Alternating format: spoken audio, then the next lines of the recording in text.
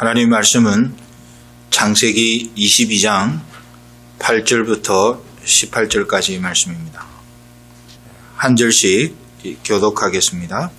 아브라함이 가로되 아들아 번제할 어린 양은 하나님이 자기를 위하여 친히 준비하시리라 하고 두 사람이 함께 나아가서 하나님이 그에게 지시하신 곳에 이른지라. 이에 아브라함이 그곳에 난을 쌓고 나무를 벌려놓고 그 아들 이삭을 결박하여 단 나무 위에 놓고 손을 내밀어 칼을 잡고 그 아들을 잡으려 하더니 여호와의 사자가 하늘에서부터 그를 불러 가라사대 아브라함아 아브라함아 하시는지라. 아브라함이 가로되 내가 여기 있나이다 하며 사자가 가라사대 그 아이에게 내 손을 대지 말라. 아무 일도 그에게 하지 말라. 내가 내 아들 내 독자라도 내게 아끼지 아니하였으니 내가 이제야 네가 하나님을 경외하는 줄을 아노라. 아브라함이 손을 들어 살펴본즉 한 수양이 뒤에 있는데 뿔이 수풀에 걸렸는지라. 아브라함이 가서 그 수양을 가져다가 아들을 대신하여 번제로 드렸더라. 아브라함이 그 땅 이름을 여호와 이레라 하였으므로 오늘까지 사람들이 이르기를 여호와의 산에서 준비되리라 하더라. 여호와의 사자가 하늘에서부터 두 번째 아브라함을 불러 가라사대 여호와께서 이르시기를 내가 나를 가리켜 맹세하노니 네가 이같이 행하여 네 아들 네 독자를 아끼지 아니하였은즉 내가 네게 큰 복을 주고 네 씨로 크게 성하여 하늘의 별과 같고 바닷가의 모래와 같게 하리니 내 씨가 그 대적의 문을 얻으리라. 함께 봉독합니다. 또 내 씨로 말미암아 천하 만민이 복을 얻으리니 이는 내가 나의 말을 준행하였음이니라 하셨다 하니라. 아멘. 기도하겠습니다. 하나님 아버지, 말씀을 앞에 두고 두렵고 떨리는 마음으로 주의 도우심을 구합니다. 주의 성령께서 말씀을 조명해 주시고 그래서 우리가 마음으로부터 깨닫게 하실 뿐만 아니라 이 말씀대로 이 땅을 살아갈 용기와 담력도 주시옵소서. 악한 마귀가 우리의 마음을 흔들었어요. 말씀으로 인한 결단이 우리 속에 자리 잡지 못하도록 하는 그런 일들이 우리 안에 일어나지 않도록 하나님 도우시기를 간절히 소망합니다. 하나님 함께해 주시옵소서. 예수님의 이름으로 기도하옵나이다. 아멘. 사랑하는 여러분, 지금 우리 장로님 기도 중에도 몇 번 언급을 하셨지만 코로나 팬데믹의 시기를 지나가면서 우리 모두가 쉽지 않은 시간들을 겪고 있습니다. 그러나 하나님께서 우리에게 주시는 용기와 담력을 가지고 개인적인 믿음 생활도 우리가 잘 유지해야 하겠지만 또 함께 모여서 우리가 하나님을 예배하는 일에도 우리가 마음을 다할 수 있으면 좋겠습니다. 하나님께서는 말씀하셨습니다. 마지막 때가 다가오면 올수록 모이기를 피하는 어떤 자들의 습관이 득세를 할 것이라고 말씀하셨습니다. 그러면서 모이기를 피하는 자들의 어떤 습관과 같이 하지 말고 그날이 가까움을 볼수록 더욱 모이기에 힘쓰라고 주님께서 말씀하셨어요. 그래서 우리가 모여서 예배하는 것이 아무것도 아닌 것처럼 세상 사람들은 이야기를 하지만 그러나 모여서 함께 예배하는 것은 우리 신앙의 중심에서 믿음을 강화하는 하나님의 좋은, 하나님이 유용하게 쓰시는 하나님의 수단이 되어집니다. 그러므로 우리는 서로를 강하게 하고 하나님 안에서 바로 서기 위해서 함께 모여 예배하는 일에 우리의 마음을 쏟을 수 있으면 좋겠습니다. 우리가 신앙생활을 이렇게 하다 보면 우리에게 가장 중요한 이슈가 되는 것이 믿음이라고 하는 문제입니다. 믿음이 좀 자랐으면 좋겠다. 믿음이 성장했으면 좋겠다. 또는 믿음에 합당한 삶을 좀 살았으면 좋겠다. 그런 이야기들을 우리는 간증을 할 때나 서로 이야기를 나눌 때에 자주 합니다. 그런 것을 보면 성도들의 삶에서 믿음이라고 하는 것은 대단히 중요한 문제입니다. 그런데 우리가 이 믿음이라고 하는 문제를 생각하다 보면 그냥 거쳐 지나갈 수 없는 한 가지가 있습니다. 믿음에 대해서 생각하자면 우리가 먼저 마음에 떠오르는 게 무엇입니까? 바로 믿음의 조상이라고 일컫는 아브라함의 존재가 우리의 마음에 참 자주 떠오릅니다. 믿음 그러면 아브라함이 기억이 나죠. 그래서 어렸을 때 주일학교 다닐 때에도 주일학교 선생님들이 가르칠 때에 믿음의 조상 아브라함 그렇게 가르쳤습니다.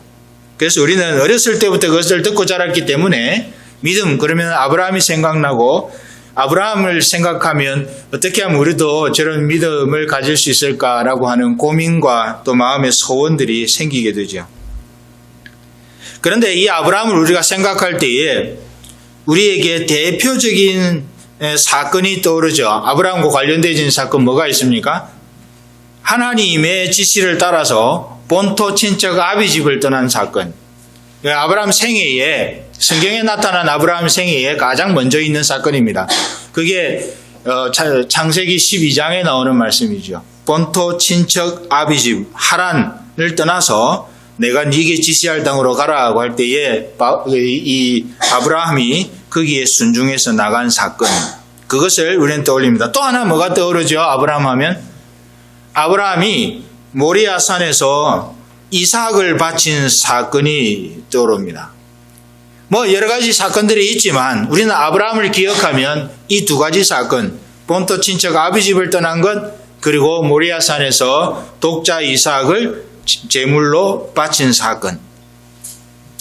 그러면서 이런 아브라함을 보면 우리는 한편으로 우리도 아브라함처럼 저런 믿음을 가졌으면 좋겠다 하는 생각이 들지만 한편으로 생각하면 어떤 것이 또 생각이 들으십니까? 아브라함은 본토 친척 아비집을 떠나라고 한 하나님의 명령에 순종했으니까 당연히 이삭도 바치는 믿음을 가지고 있을 수 있지 않았겠는가 그런 생각을 하게 됩니다.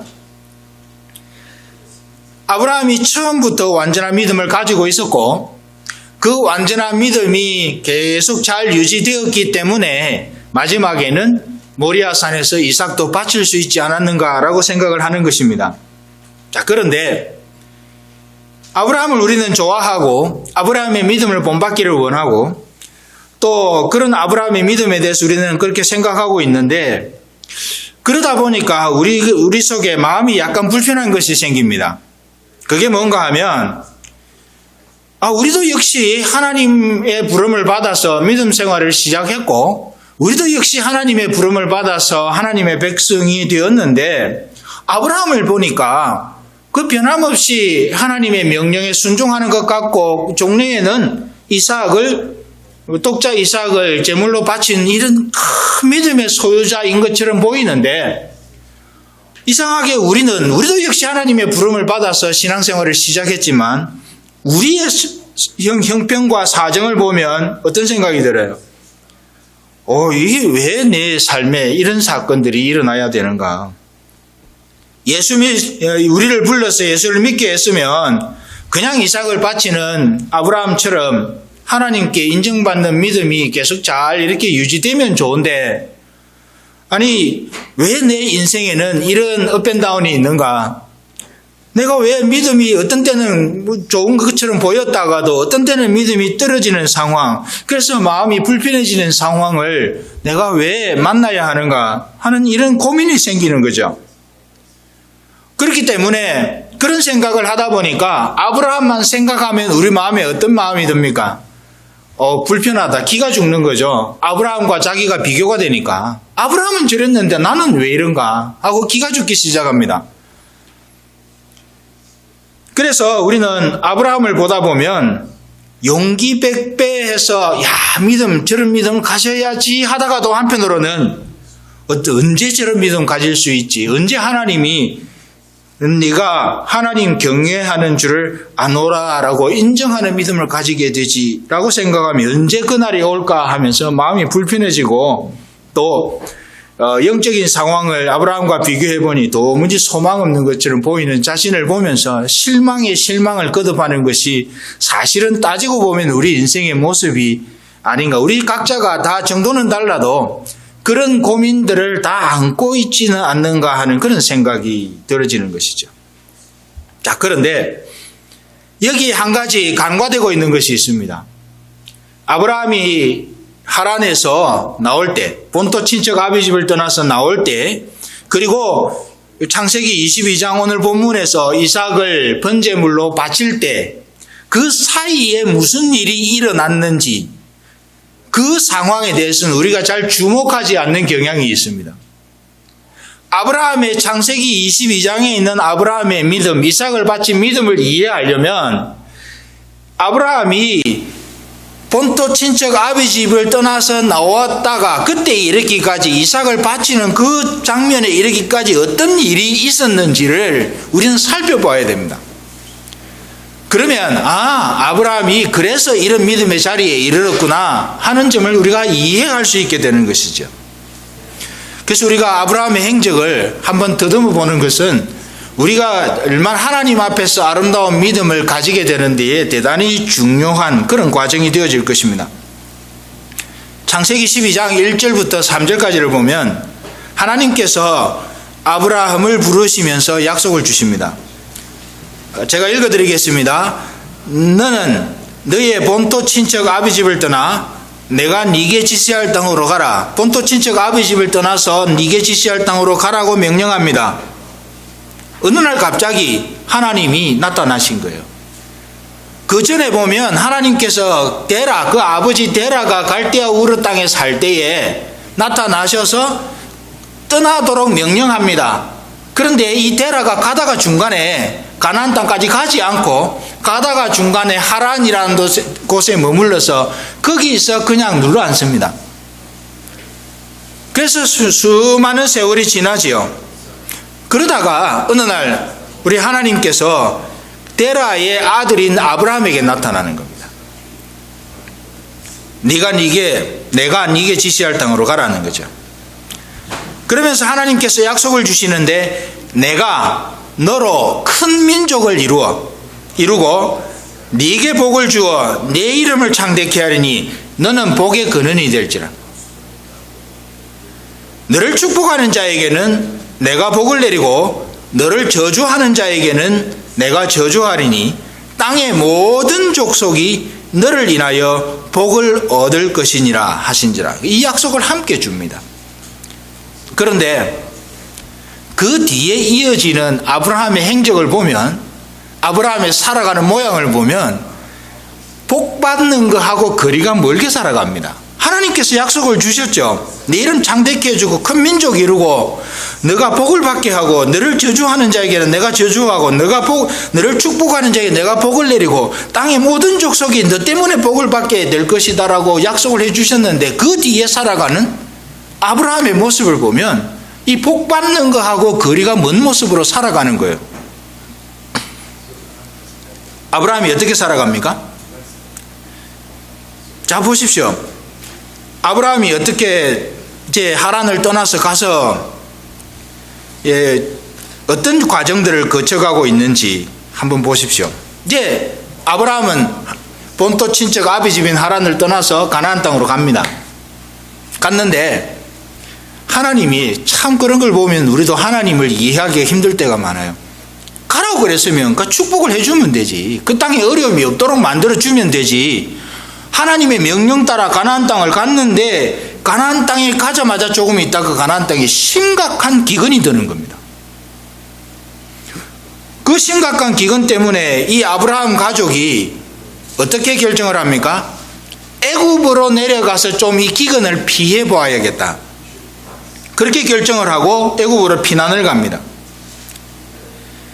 기근이라는 것이 참 불가항력적인 일이기는 하지만 기근 때문에 약속한 하나님이 지시한 땅을 버리고 애굽으로 내려가는 그 결정을 한 것은 아브라함의 인간적인 결정 그 이상 그 이하도 아니었습니다. 하나님이 약속하신 땅이 거기면 거기 머물러야 되잖아요. 기근이 있으면 하나님께 더 기도하고 하나님을 더 찾아서 그 땅에서 이루어 가실 하나님의 역사, 하나님의 지시하심에 순종해야 되는데 아브라함은 그러지 않습니다. 애굽으로 도망가요. 그게 다가 아니에요. 애굽으로 도망을 갔는데 아브라함에게 또 어떤 일이 벌어집니까? 아브라함의 아내 사레가 대단히 미인이었던 것 같습니다. 소문난 미인이었던 것 같아요. 그래서 애굽으로 갔는데 애굽 왕인 바로가 아브라함의 아내의 소식을 듣고 그 아내인 줄 몰랐죠. 그래서 누구냐라고 물어보니까 아브라함이 뭐라고 그럽니까? 내 누이라고. 내 누이이니까 그래 알고 있으라고. 왜냐? 이유가 있죠. 왜 그렇게 대답을 합니까? 자기 목숨 부지하려고. 만약에 자기 아내라고 그러면 애굽 왕 바로가 자기를 죽이고 아내를 탈취해 갈까봐 그냥 누이라고 그러고 내 목숨 부지하기 위해서 거짓말을 하는 겁니다. 사실과 다른 이야기를 하는 거죠. 자, 그 다음에 또 어떤 일이, 그 사이에 또 어떤 일이 있습니까? 하나님께서 뭐라고 그러셔요? 내 몸에서 날짜가 내 상속자가 되리라 하고 몇 번에 걸쳐서 나타나서 그 이야기를 해주십니다. 그런데 하나님의 분명한 약속이잖아요. 그런데 이 아브라함은 그 약속을 기다리지 못합니다. 그래서 나이는 들어가고 사라는 나는 글렀으니까 그냥 여종 하갈을 취해서 하갈을 통해서 자녀를 생산하면 되지 않겠느냐, 아내의 말을 듣습니다. 그래서 하갈을 통해서 자녀를 이스마엘을 얻지요. 처음에는 기뻤습니다. 그런데 나중에 100세가 되어서 이삭이 태어납니다. 그 사이에 불협화음이 생기는 것을 보고 하갈과 이스마엘을 내쫓게 됩니다. 여러분, 우여곡절이 있죠.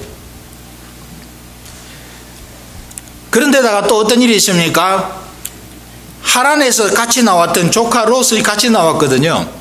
이 하란에서 같이 나온 조카 롯과 재산 문제로 불평한 상황이 만들어집니다. 그래서 너와 나는 따로 가자. 그래서 롯과 헤어져서 서로 거처를 분리하는, 헤어지는 경험도 합니다.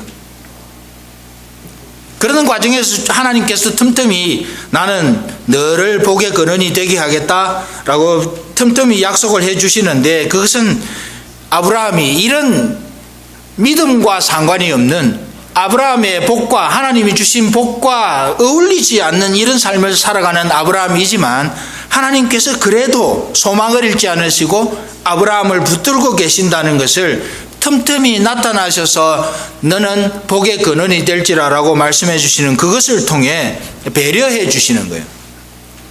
참 우여곡절이 많았습니다. 이런 일들이 창세기 22장에 이럴 때까지 이어지는 거예요. 그래서 우리는 아브라함이 하란에서 나올 때 그 믿음 가지고 이삭을 드린 줄 알지만 그 과정을 보면 그렇지 않다는 거죠. 하란에서 나올 때의 그 믿음도 순종의 믿음이지만 하나님께서 이 참 업앤다운이 있는 이 상황들을 지나가게 하시면서 그 믿음이 자라도록 인도하신 거예요. 그래서 결국은 이삭을 제물로 드리는 자리에 그 큰 하나님이 인정하실 수밖에 없는 그 믿음의 자리에 이르도록 만들어 가신 것이죠. 성도 여러분, 따지고 보면 우리도 지금 이런 과정들을 거쳐가고 있다고 보여집니다. 우리 인생에 주어지는 모든 환경은 우리 믿음이 자라도록 하나님이 주시는 교보제예요. 믿음 성장 교보제. 교보제 아시죠? 교육 보조재료. 군대 갔다 오신 분들은 잘 아실 겁니다. 교보제. 수업 진행에 필요해서 선생님이 구비한 자료들을 말하는 것입니다. 우리가 한번 비교를 해보십시오. 우리가 우리의 원함을 따라서 우리가 하고 싶은 대로 살아가고 있던 어느 날 주님께서는 다메섹으로 가던 바울을 찾아오셨던 것처럼 우리를 찾아오셨습니다.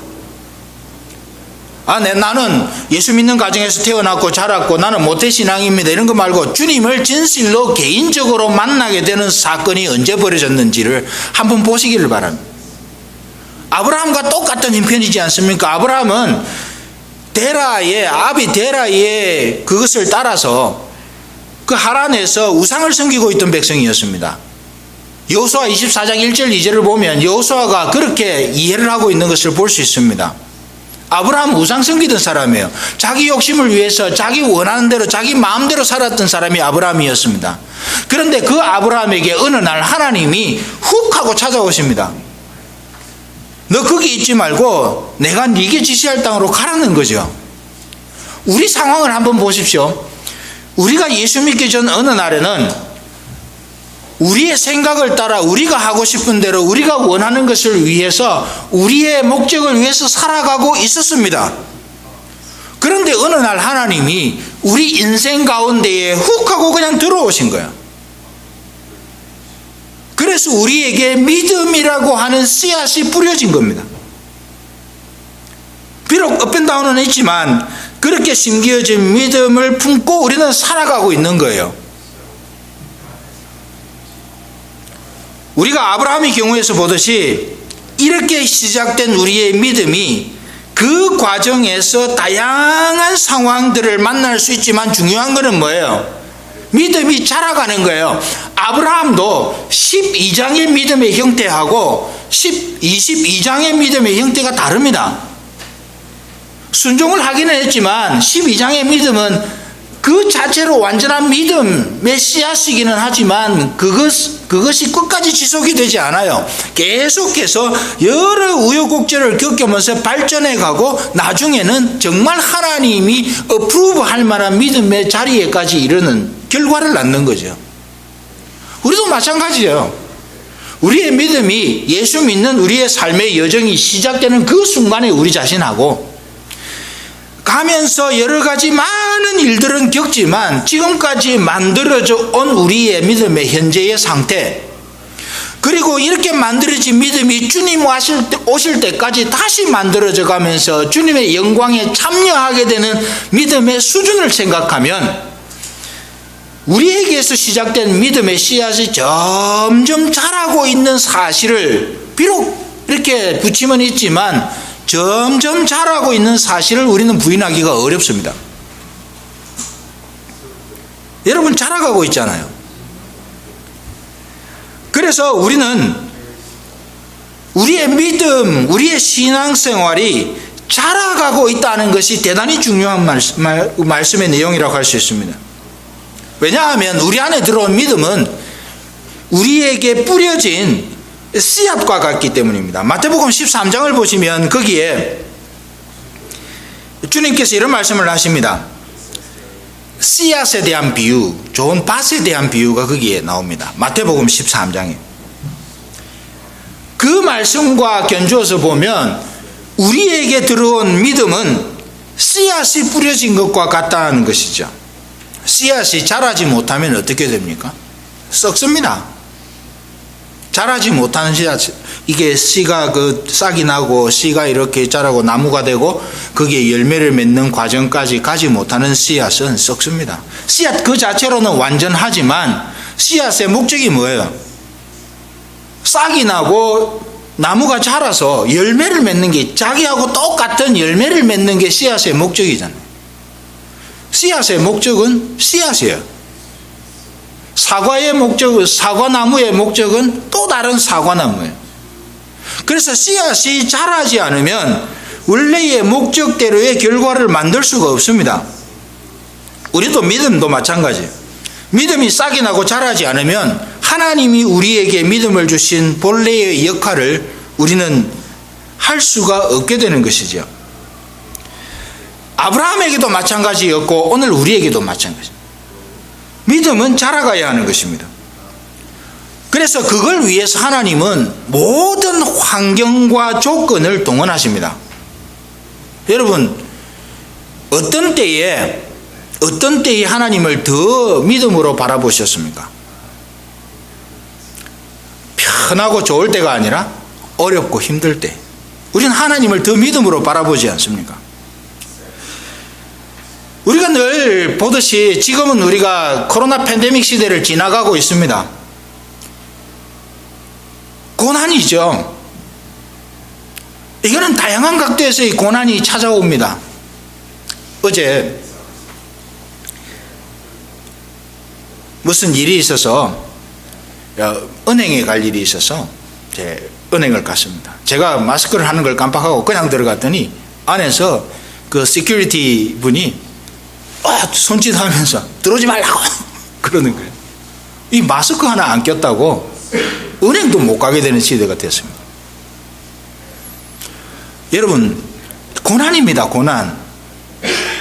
그런데 우리의 상황을 보면 하나님께서 왜 이런 상황을 주셨을까 하는 것이죠.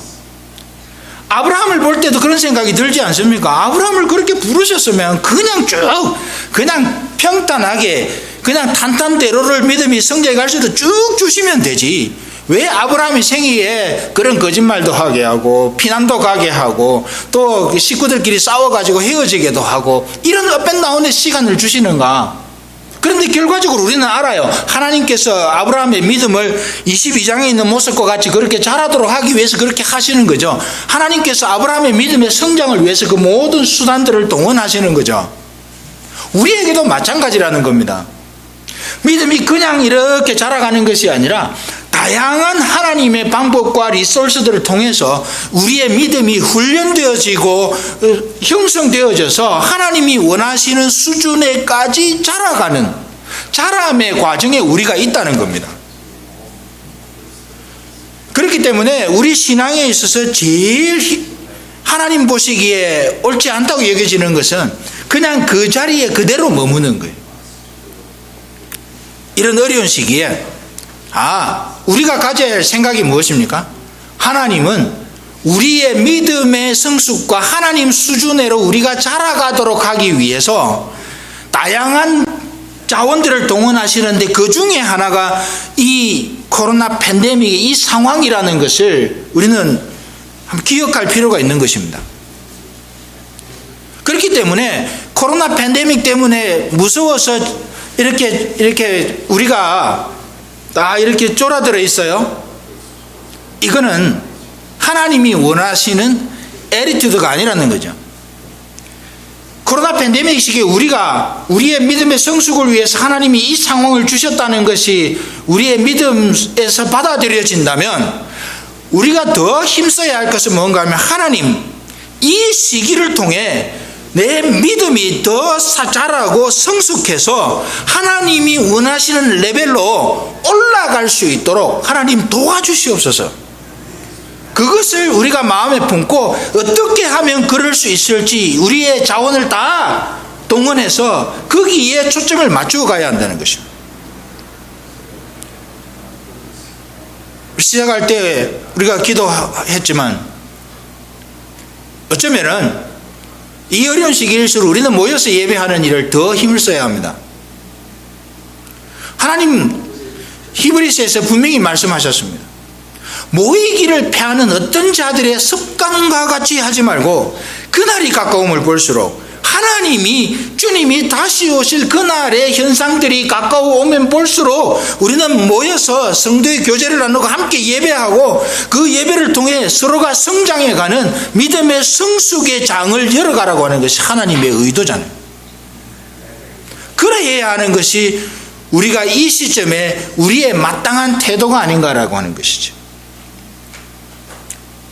우리에게 있는 믿음은 씨앗이 뿌려진 것과 같이 우리 속에 자라는 과정이 반드시 있어야 하는 겁니다. 그 과정이 고달프고 힘들 수 있습니다. 그 과정이 우리에게 쉽지 않을 수 있습니다. 그러나 하나님께서는 우리의 믿음이 자라가고 성숙해 가도록 하기 위해서 그런 수단들을 적절하게 동원하신다는 것을 기억하고, 그래서 우리가 다시 한번 기억해야 할 것은, 그래, 코로나 팬데믹의 시기이지만 우리는 서로를 격려해 가면서 믿음의 성숙을 위해, 믿음의 성장을 위해 우리가 서로 격려해 가면서 힘을 내야 될 때가 이때가 아닌가라고 하는 것이죠. 편안할 때야, 상황이 좋을 때야 우리는 얼마든지 그럴 수 있습니다. 그러나 믿음의 진가는 언제 드러납니까? 어려울 때, 힘들 때, 고통스러울 때, 쉽지 않은 시간을 지나갈 때, 그때의 믿음의 성숙의 진가가 드러나게 되는 것이에요. 여러분, 오늘 예배를 마치고 예배당을 나가기 전에 이 격려를 서로에게 하십시다. 힘내십시오. 힘을 얻으십시오. 하나님이 함께합니다. 하나님의 능력이 우리에게 있습니다. 우리 속에 선한 일을 시작하신 하나님, 믿음의 일을 시작하신 하나님이 우리를 성장케 하실 것입니다. 우리를 세워가실 것입니다. 우리를 붙잡으실 것입니다. 악한 마귀는 우리의 믿음을 어떤 상황과 환경을 통해 무너뜨리려고 하지만 하나님은 그 상황과 환경을 통해서 우리를 만들어 가시고 성숙시켜 가시고 하늘나라의 백성으로 세워 가십니다. 하나님께서 함께 하십니다. 도와주십니다. 힘내십시오. 그렇게 격려하는 예배 이후의 인사의 시간 될 수 있기를 바랍니다. 우리는 아브라함의 인생 여정, 믿음의 여정을 통해서 그걸 배울 수 있어야 합니다. 자, 그런데 중요한 것이 하나 있습니다. 이 과정에서 그러면 어떻게 믿음이 성숙하도록 우리가 반응할 것인가 하는 것이죠. 하나님께서는 분명히 어떤 상황과 환경 주셔서 우리에게 믿음의 성숙을 위한, 믿음이 성장하도록 하기 위한, 그리스도인으로서 제대로 성장하도록 하기 위한 하나님의 의도를 가지고 그런 상황을 만드십니다. 자, 그런데 중요한 게 뭐예요? 우리가 하나님, 나 그거 못해요. 그렇게 하면 끝이지 않습니까? 하나님은 대단히 인격적인 분이시라 우리가 하면 하나님은 일을 안 하시든가 기다리세요. 이 유대인들을 보십시오. 예수님을 영접하지 않았던 유대인들을 위해서 하나님은 수천 년의 세월을 기다리고 계십니다. 여러분, 그 상황을 보면 중요한 게 뭐예요? 하나님이 그런 의도를 가지고 우리 삶을 이끌어 갈 때에 우리에게 중요한 것은 뭔가 하면 우리가 그 하나님의 의도를 직시하고 그 하나님의 의도에 순종하는 겁니다. 하나님이 그렇게 인도하신다면 우리가 순종하는 거예요. 그래서 그 순종하는 결과가 우리의 성숙으로 나타나는 겁니다. 여러분 아시겠습니까? 하나님이 한다고 우리의 인생에 일어나는 일들은 하나님이 하시면 되지요. 그러나 거기 과정에서 중요한 것은 우리가 순종하는가 안 하는가에 따라서 그 하나님의 그 프로세스가 제대로 이루어질 것인지 말 것인지가 결정되는 거죠.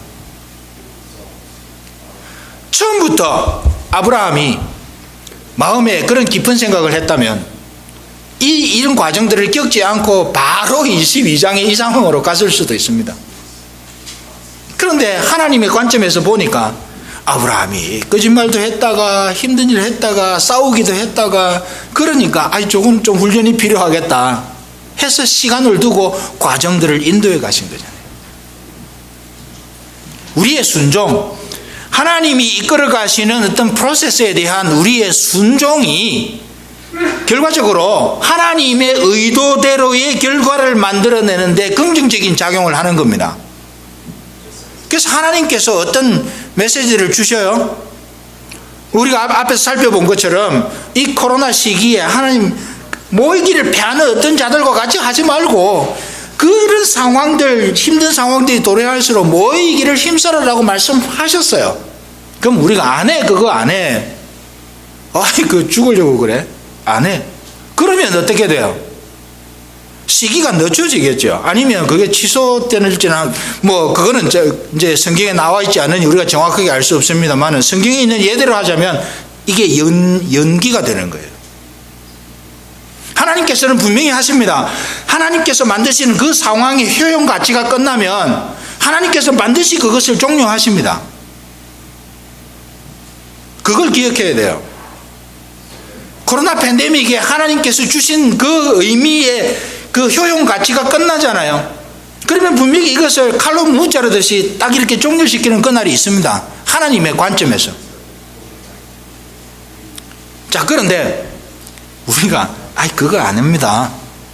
아니에요. 나 그렇게 못해요. 순종 안 하잖아요. 그러면 그 시기는 계속 늦춰지는 거예요. 우리의 순종이 어떤가, 하나님 앞에서 우리가 순종의 그 애티튜드를 갖고 있는가에 따라서 하나님의 목적이 빨리 달성될 수도 있고 이게 딜레이 될 수도 있는데, 빨리 달성되면 빨리 끝나는 거예요. 우리가 붙잡아야 할 태도는 순종의 태도입니다. 하나님, 당신의 뜻이 내 삶의 전 과정에서 이루어지게 해 주시옵소서. 하나님, 내가 너무 힘들지만 하나님이 이것을 통해 의도하신 바가 내게, 우리 가정에, 우리 교회에 이루어지게 해 주십시오. 그것을 직시하고 우리가 거기에 긍정적으로 순종함으로 반응하잖아요. 그럼 하나님께서 이 일을 빨리 끝내세요.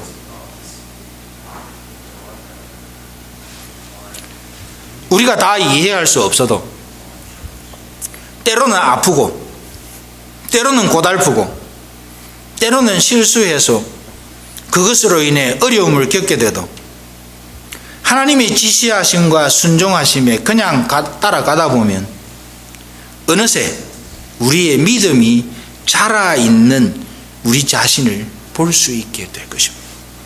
믿음의 성숙은 그렇게 일어납니다. 우리 스스로 믿음이 성장 못합니다. 그게 성경이 말하고 있는 거예요. 가만 놔두니까 딴짓하는 거예요. 그럴 때 아브라함을 향한 하나님의 약속이 현실로 우리 인격 안에 이루어지게 되는 거예요. 우리가 앞에 두고 있는 이 말씀의 약속들이 우리 앞에서 현실화되는 것을 목격할 수 있습니다. 이 말씀이 우리 속에 살아있죠. 믿습니까? 이 말씀이 우리에게 살아있습니다. 우리가 적어도 진실한 그리스도인이라면 그것을 우리는 인정합니다. 믿고 신뢰합니다. 말씀이 살아있습니다. 왜냐하면 하나님의 생명력이 여기에 있으니까요. 그런데 이게 진짜로 내게 되려면 말씀을 진심으로 순종할 수 있는 그 삶의 태도가 있을 때에 이 생명력이 우리께 되는 겁니다. 하나님을 하나님으로 아는 것이 중요한 것이 아니라 하나님을 아는 것은 귀신도 그렇게 합니다. 전능하신 하나님이라고 귀신도 인정합니다. 그런데 그 하나님이 우리 귀신과 우리가 다른 것은 이 하나님의 존재가 우리의 삶을 터치하기 때문에 귀신이 이해하는 하나님의 존재와 우리가 이해하는 하나님의 존재가 다른 겁니다. 무슨 말이에요? 순종이죠. 순종. 말씀의 생명력이 있다는 것을 아는 것으로 중요한 것이 아니라 이것이 내게 돼야 되는데 그걸 위해서는 순종의 태도가 우리에게 필요하다는 거죠. 그게 필요한 거예요. 오늘 아브라함의 생애를 통해서 하나님이 우리에게 보여주시는 것은 그걸 보여주시는 겁니다. 그 믿음이 성숙해 가도록 하기 위해 하나님이 상황들을 여러 가지로 허락하시는데 그냥 하나님이 나서서 막으시지 않고 그냥 그렇게 되도록 놔두시잖아요. 이유는 믿음이 성숙하도록. 근데 그 의도를 우리가 알면 다양한 상황 속에서 우리는 순종의 태도를 가지고 우리의 걸음을 하나님이 기뻐하시는 대로 걸어갈 수 있게 되는 것이에요. 하나님이, 우리 주님이 이 땅에 다시 오시는 날이 곧 올 겁니다. 그 날이 언제인지 우리는 알 수는 없으나 우리 주님이 반드시 약속하신 대로 다시 오십니다. 다시 오시는 그날에 성장한 하나님의 우리 인생의 과정을 주시는 인생의 과정을 통해 성장한 믿음의 상태로 하나님 앞에 서서 하나님이 기쁘게 받으시는 그런 저와 여러분 모두가 다 될 수 있기를 바랍니다. 여러분 인생에 닥치는 여러 가지 문제들을 가지고 나는 왜 이랬나 고민하지 마십시오. 하나님께서 여러분들의 유익을 위해서 주신 겁니다. 하나님의 뜻을 제가 받들기를 원합니다. 힘들지만 하나님의 뜻을 내게 이루어 주십시오. 하나님 함께 해 주십시오. 기도하면서 하나님이 기뻐하시는 자리로 성장해 갈 수 있도록, 그 레벨로 자라갈 수 있도록 우리의 삶을 이렇게 세워가는 그런 저와 여러분 모두가 다 될 수 있기를 간절히 소망합니다. 이 말씀을 기억하면서 기도하겠습니다. 아버지 하나님, 감사합니다. 우리가 괴롭고 힘든 순간들을 지나갈 때가 많습니다. 내가 예수 믿는데, 예수 믿으면 복 좀 주시지 왜 이런 상황을 내게 허락하시느냐고 주님을 향하여 항변할 그런 순간도 있었습니다. 그러나 오늘 말씀을 통해 우리가 깨닫게 되는 것은 그 모든 견디기 힘들었던 고통의 순간마저도 하나님이 내 믿음의 성숙을 위해서 씨가 자라고 나무가 자라고 열매를 맺는 그 모든 과정, 우리 인생의 과정의 성숙을 위해서 하나님이 우리의 유익을 위해서 주신 장면인 것을 다시 한번 이해합니다. 하나님 우리를 지켜주시고 하나님 우리를 붙잡으셔서 하나님이 주시는 교육 훈련장에서 우리의 믿음이 성숙하여 주님 다시 오시는 그날에 하나님이 기쁘게 연락하시고 받아주시는 인생의 모습으로 주님 앞에 설 수 있도록 주여 도와주시기를 간절히 소망합니다.